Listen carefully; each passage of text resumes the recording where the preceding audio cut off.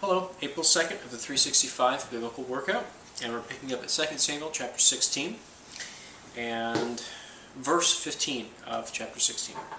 Meanwhile, Absalom and all the people, the men of Israel, came to Jerusalem, and Ahithophel was with him.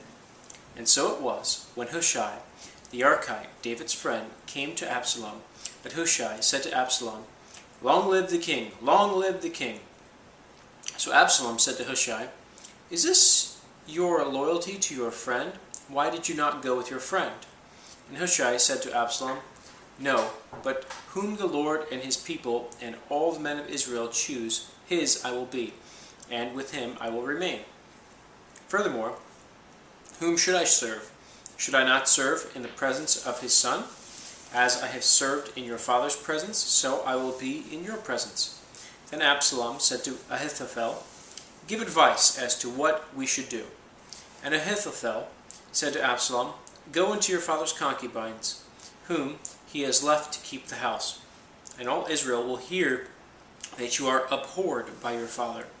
Then the hands of all who are with you will be strong." So they pitched a tent for Absalom on top of the house, and Absalom went in to his father's concubines in the sight of all Israel. Now the advice of Ahithophel, which he gave in those days, was as if one had inquired at the oracle of God.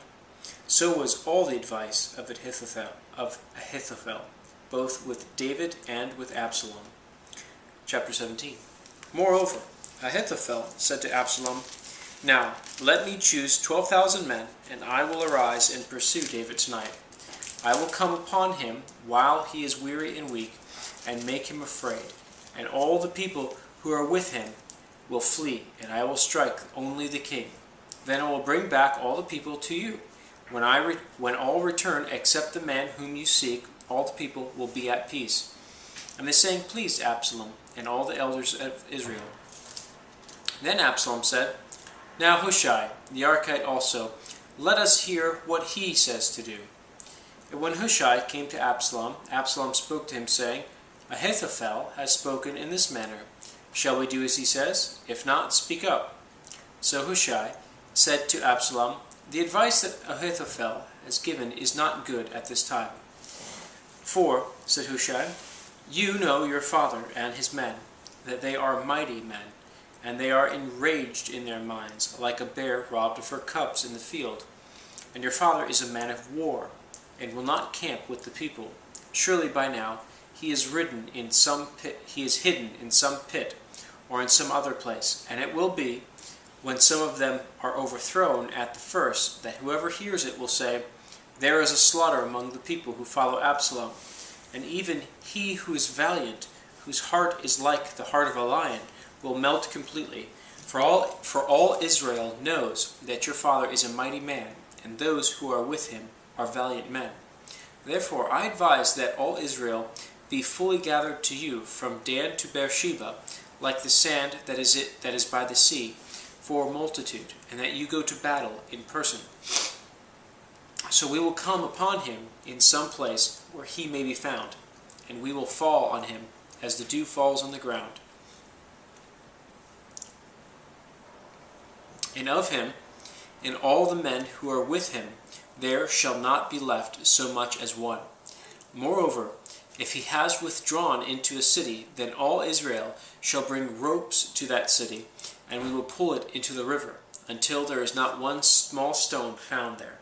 So Absalom and all the men of Israel said, "The advice of Hushai the Archite is better than the advice of Ahithophel."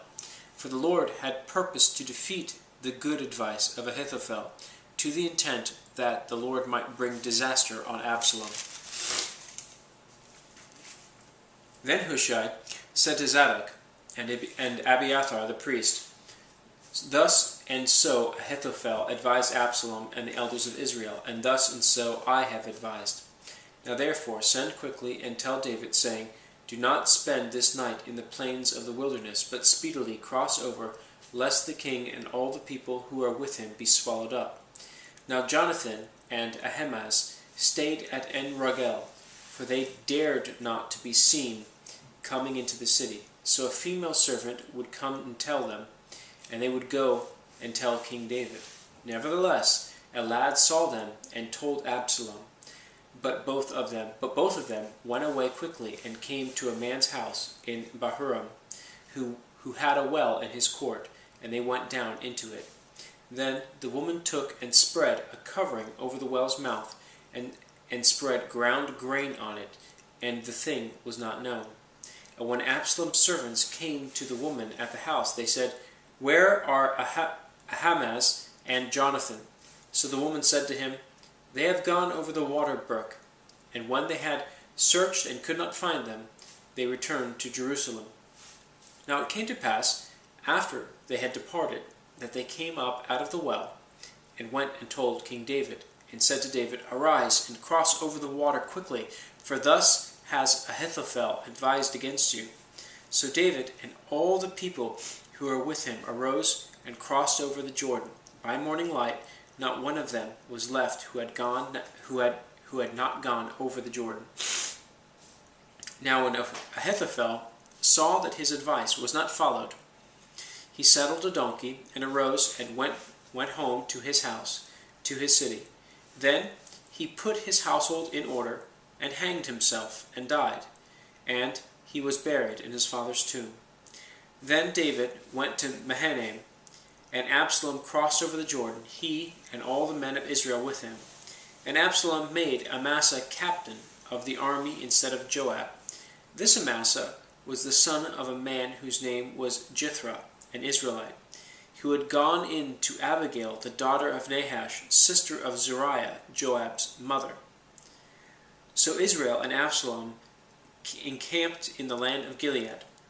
Now it happened, when David had come to Mahanaim, that Shobai, the son of Nahash from Rabbah, of the people of Ammon, Machir, the son of Ammiel, from Lo-debar, and Barzillai, the Gileadite, from Rogelim, brought beds and basins, earthen vessels, and wheat, barley, flour, and parched grain, and beans, lentils, and parched seeds, honey and curds, sheep and cheese of the herd, for David and the people who were with him to eat. For David and the people who were with him to eat. For they said, "The people are hungry and weary and thirsty in the wilderness." Chapter 18. And David numbered the people who were with him, and set captains of thousands and captains of hundreds over them. Then David set out 1/3 of the people under the hand of Joab, 1/3 under the hand of Abishai, the son of Zeruiah, Joab's brother, and 1/3 under the hand of Ittai the Gittite. And the king said to the people, "I also will surely go out with you myself." But the people answered, "You shall not go out, for if we flee away, they will not care about us, nor if half of us die, will they care about us. But you are worth 10,000 of us now, for you are now more help to us in the city." Then the king said to them, "Whatever seems best to you, I will do." So the king stood beside the gate, and all the people went out by the hundreds and by the thousands. Now the king had commanded Joab, Abishai, and Ittai, saying, "Deal gently for my sake with the young man Absalom." And all the people heard when the king gave all the captains orders concerning Absalom. So the people went out into the field of battle against Israel, and the battle was in the woods of Ephraim. The people of Israel were overthrown there before the servants of the Lord, before the servants of David, and a great slaughter of 20,000 took place there that day. For the battle there was scattered over the face of the whole countryside, and the woods devoured more people that day than the sword devoured. Then Absalom met the servants of David. Absalom rode on a mule. The mule went under the thick boughs of a great terebinth tree, and his head caught in the terebinth. So he was left hanging between heaven and earth. And the mule which was under him went on. Now a certain man saw it, and told Joab, and said, "I just saw Absalom hanging in a terebinth tree." So Joab said to the man who told him, "You just saw him? Why did you not strike him there to the ground?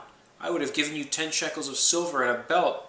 But the man said to Joab, Though I were to receive 1,000 shekels of silver in my hand, I would not raise my hand against the king's son. For in our hearing the king commanded you, and Abishai and Ittai, saying, Beware lest anyone touch the young man Absalom. Otherwise I would have dealt falsely against my own life. For there is nothing hidden from the king, and you yourself would have set yourself against me. Then Joab said, I cannot linger with you. And he took 3 spears in his hand, and thrust them through Absalom's heart, while he was still hanging alive in the midst of the terebinth tree. And 10 young men who bore Joab's armor surrounded Absalom, and struck and killed him. So Joab blew the trumpet, and the people returned from pursuing Israel, for Joab held back the people. And they took Absalom, and cast him into a large pit in the woods, and laid a very large heap of stones over him. Then all Israel fled, every one to his tent. Now Absalom, in his lifetime, had taken and set up a pillar for himself, which is in the king's valley. For he said, I have no son to keep my name in remembrance. He called the pillar after his own name, and to this day it is called Absalom's monument. Then Ahimaaz, the son of Zadok, said, Let me run now and take the news to the king, how the Lord has avenged him of his enemies. And Joab said to him, You shall not take the news this day, for you shall take the news another day. But today you shall take no news, because the king's son is dead. Then Joab said to the Cushite, Go tell the king what you have seen. So the Cushite bowed himself to Joab and ran.